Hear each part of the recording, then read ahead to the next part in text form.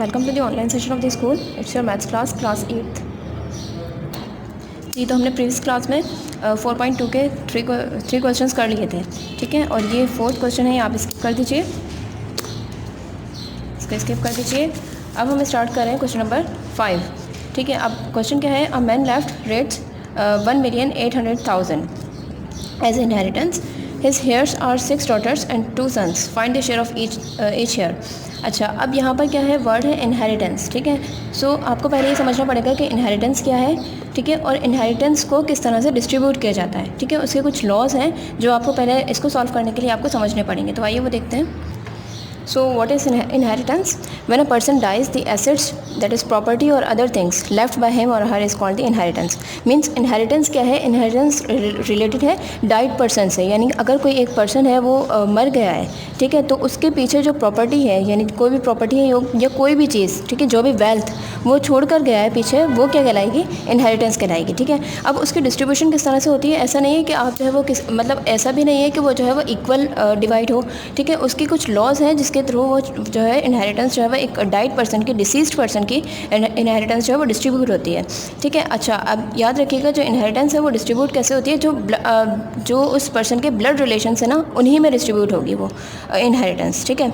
अब किस तरह से डिस्ट्रीब्यूशन होगी इसकी, डिस्ट्रीब्यूशन इनहेरिटेंस क्या है, it is distributed among the deceased persons legal inheritors, ठीक है। जो इनहेरिटर्स हैं जिनको डिस्ट्रीब्यूट की जाएगी वो क्या कहलाएंगे, हेयर्स, ठीक है, according to the law of शरिया। नाउ अब किस तरह से डिस्ट्रीब्यूट होगी वो हम देखते हैं। फर्स्ट ऑफ ऑल, इज और हर डेट्स विल बी पेड, यानी जो भी वेल्थ वो जो डिसीज्ड पर्सन मतलब जो शख्स मर गया है, ठीक है, तो वो क्या कहलाएगा, डिसीज्ड पर्सन। अब वो जो जिसकी जितनी भी उसकी वेल्थ है वो सबसे पहले क्या होगी, सो जो डिसीज्ड पर्सन है उसके अगर उसके ऊपर कोई कर्ज़ है, ठीक है, तो सबसे पहले वो कर्ज़ जो है वो पेड होगा, ठीक है। अच्छा, अब सेकंड पॉइंट क्या है, then as per will up to 1/3 of his or her property will be executed if asked for in the will. अच्छा, अब सबसे पहले क्या होगा, उसका कर्ज, जो भी उसके ऊपर जो कर्ज है वो पेड होगा। सेकंड नंबर पर क्या है कि अगर उसकी कोई ख्वाहिश थी, ठीक है, उस डिसीज्ड पर्सन की जो भी ख्वाहिश थी, तो ऐसा नहीं हो सकता कि उसकी ख्वाहिश के लिए या आप जो है वो पूरी की पूरी वेल्थ जो है वो उसे दे दी, ऐसा नहीं होगा, ठीक है। लॉ के अकॉर्डिंग ऐसा नहीं होगा, बल्कि क्या होगा कि जो भी उस डिसीज्ड पर्सन की जो भी ख्वाहिश थी,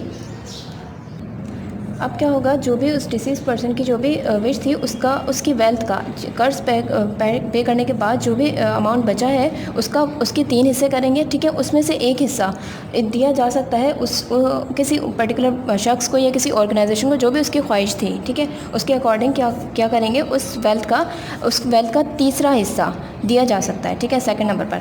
अब थर्ड क्या है, अब जो रिमेनिंग वेल्थ बचेगी, ठीक है, रिमेनिंग वेल्थ जो होगी वो क्या कहलाएगी, वो अब जो है वो इनहेरिटेंस है, वो क्या the remaining inheritance will be distributed among the inheritors as follows. अब वो जो बाकी है, ठीक है, 2 पॉइंट्स निकालने के बाद, यानी एक कर्ज अदा करने के बाद और दूसरा जो है वो एक माल का जो उसकी ख्वाहिश के मुताबिक उसका 1/3 पार्ट देने के बाद जो भी वेल्थ बची है उसको वो किस तरह से डिस्ट्रीब्यूट होगी, ठीक है। सबसे पहले आ जाते हैं पेरेंट्स, ठीक है। अगर उस डिसीज्ड पर्सन, याद रखिएगा डिसीज्ड पर्सन यानी जो शख्स मर गया है उसको कहते हैं डिसीज्ड पर्सन, ठीक है।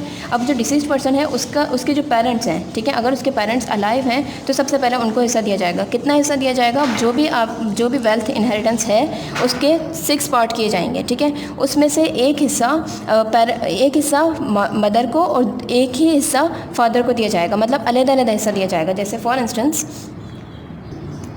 जैसे अब पेरेंट्स को किस तरह से दिया जाएगा, ये फॉर एग्जांपल ये वेल्थ है, ठीक है, ये वेल्थ शो कर रही है, जो फिगर है ये आपकी वेल्थ शो कर रही है, इनहेरिटेंस शो कर रही है, तो इसके कितने पार्ट्स किए जाएंगे, 6 पार्ट्स किए जाएंगे, ठीक है, 3 और ये 6 पार्ट में से एक पार्ट जो है वो किसका होगा, फादर का होगा डिसीज्ड पर्सन के, और एक हिस्सा किसका होगा, मदर का होगा, ठीक है, अलग अलग होगा। अब ये बाकी कितने बचे, 4 पार्ट्स बचे, अब इनको दोबारा मर्ज कर दें, ठीक है। अच्छा, अब आ जाती है बात पेरेंट्स के बाद वाइफ की, ठीक है, वाइफ और हस्बैंड की।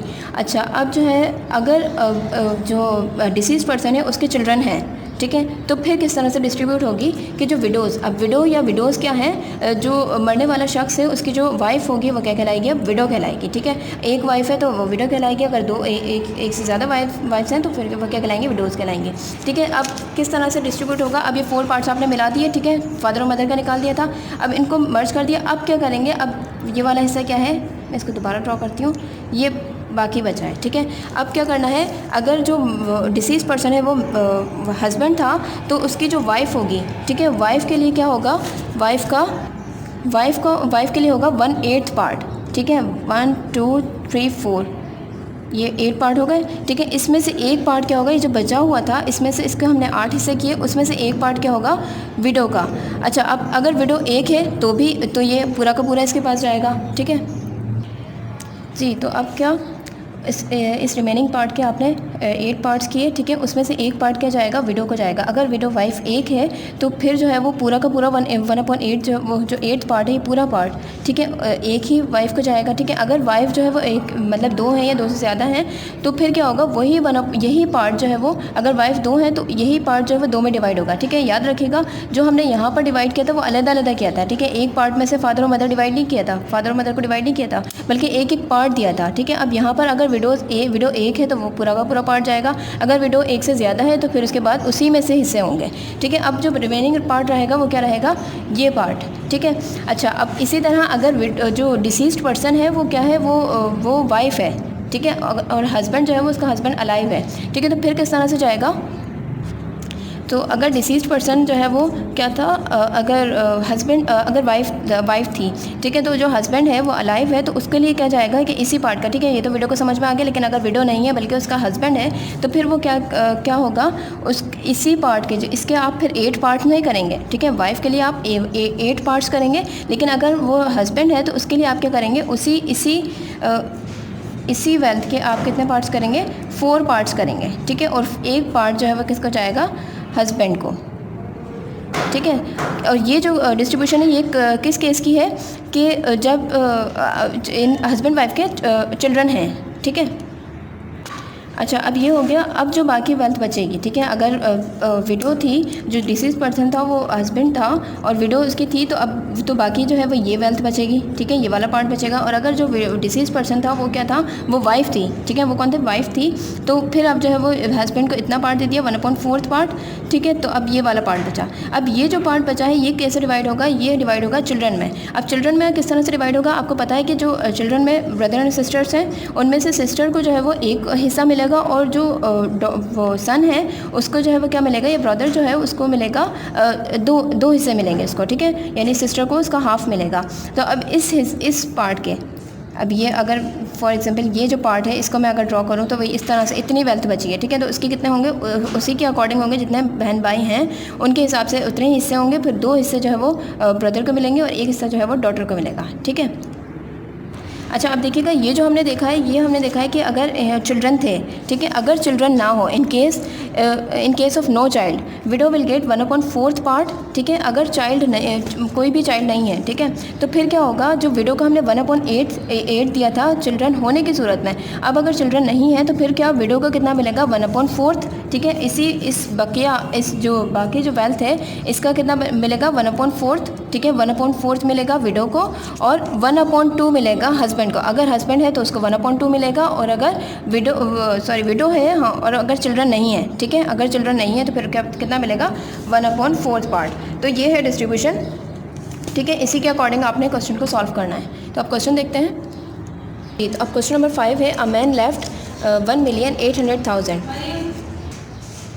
एज इनहेरिटेंस, ठीक है। अब आपको समझ में आता है इनहेरिटेंस क्या है। His heirs are 6 daughters and 2 sons, ठीक है। सिर्फ उसके जो वारिस हैं वो कौन है, 6 डॉटर्स हैं और 2 सन्स हैं। Find the share of each heir. अब देखिएगा कि हर हेयर को कितना मिलेगा, ठीक है, हेयर मतलब जो वारिस हैं, ठीक है। तो अभी क्वेश्चन सॉल्व करते हैं। क्वेश्चन नंबर 5, ठीक है। अब अमाउंट क्या है आपके पास, 1,800,000, ठीक है, मीन्स 18 लाख, ठीक है। अब अमाउंट आपके पास ये है। आपने कहा, अच्छा ये क्वेश्चन लिखिएगा, अमाउंट मत लिखिएगा, मैंने क्वेश्चन की वजह से लिखी है। आप कहेंगे let the share of a daughter is equal to 1, ठीक है। अगर डॉटर के शेयर 1 है तो then share of a son, you know, अगर डॉटर के शेयर 1 है तो सन का शेयर क्या होगा, 2 होगा, है ना।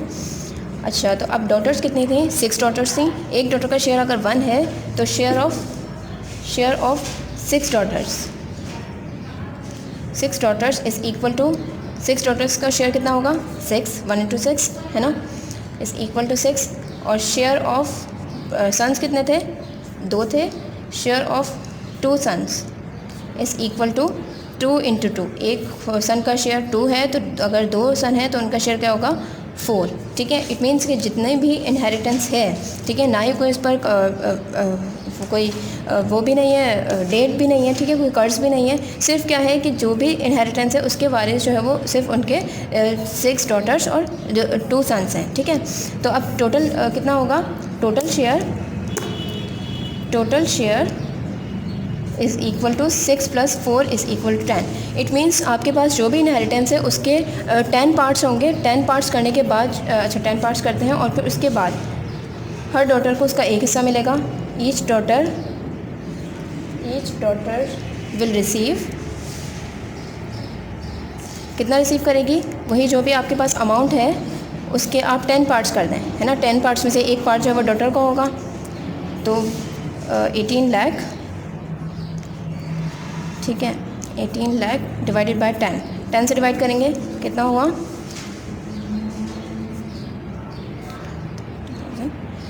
1,80,000। ठीक है, एक डॉटर के पास कितना आएगा 1,80,000। और ईच सन विल रिसीव, कितना रिसीव करेगा सन, क्योंकि डॉटर का डबल रिसीव करेगा, तो 1,80,000 मल्टीप्लाइड बाय 2। ठीक है, तो ये होगा 3,60,000। ठीक है ना, 3,60,000 जो है वो सन का शेयर होगा। ठीक है, सो ये क्वेश्चन आपको समझ में आ गया। अब एक और क्वेश्चन कर लेते हैं, और बाकी जो 2 क्वेश्चन है वो आपका होमवर्क होंगे। 12 मिनट क्यों? अच्छा, अभी जो 6 क्वेश्चन है ये आपका होमवर्क है, ठीक है, देख लीजिएगा। और मैं अब क्वेश्चन नंबर 7 सॉल्व कर रही हूँ। 7 क्वेश्चन क्या है, Akram left a wealth of rates, कितना है, यूनिट 10, 100, 1000, 10,000, 10,000 लाख एंड 10 लाख, 15 लाख, 20,000। ठीक है, अमंग हिज, अच्छा इसमें ध्यान रखिएगा वैल्यूज़ में, among his heirs is a mother, a widow, 3 sons and 4 daughters. ठीक है, the funeral expenses are rates 30,000 and a loan of rates 50,000 is due to him, calculate the share of each heir. करते हैं। अच्छा, अब क्या है कि जो वेल्थ है वो कितनी है, ये वेल्थ है, ठीक है, और इसके बाद जो है वो जो हेयर्स हैं इसके वो क्या है, मदर है, विडो है, ठीक है, जो डिसीज पर्सन है उसकी मदर है, विडो है, 3 सन्स हैं और 4 डॉटर्स हैं। ठीक है, फ्यूनरल एक्सपेंसेस यानी कि जो कफन दफन के जो इंतजाम हैं उसके लिए जो एक्सपेंसेस थे वो 30,000 थे। ठीक है, और उनके ऊपर जो है वो लोन कितना था, 50,000 का लोन था। ठीक है, अब आपने जो है वो सबसे पहले क्या करना है, इनहेरिटेंस निकालने के लिए आपने पहले इन दोनों को माइनस करना है उस टोटल अमाउंट में से, और फिर उसके बाद जो होगा, जो भी अमाउंट आपके पास आएगी वो डिवाइड होगी इन लोगों में। ठीक है, ठीक है, तो कैसे स्टार्ट करेंगे, inheritance is equal to total amount left minus, क्या माइनस करेंगे इसमें से, एक्सपेंसेस, फ्यूनरल एक्सपेंसेस, ठीक है, एक्सपेंसेस प्लस लोन। ठीक है, इस टोटल अमाउंट में से आप ये माइनस करेंगे, तो इनहेरिटेंस आपके पास कितनी आएगी, टोटल अमाउंट कितनी है आपके पास 15,20,000। ठीक है, और माइनस करना है आपको फ्यूनरल एक्सपेंसेस कितने थे आपके 30,000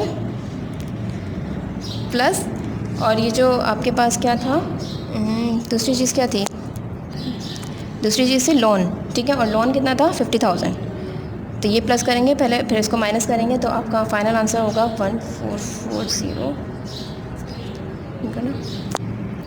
सो ये आपका अमाउंट आया 14,40,000। ठीक है, अब ये है इनहेरिटेंस। ठीक है, इसको डिवाइड करना है, इनहेरिटेंस। ठीक है, अब क्या डिस्ट्रीब्यूशन होगी। ठीक है, मदर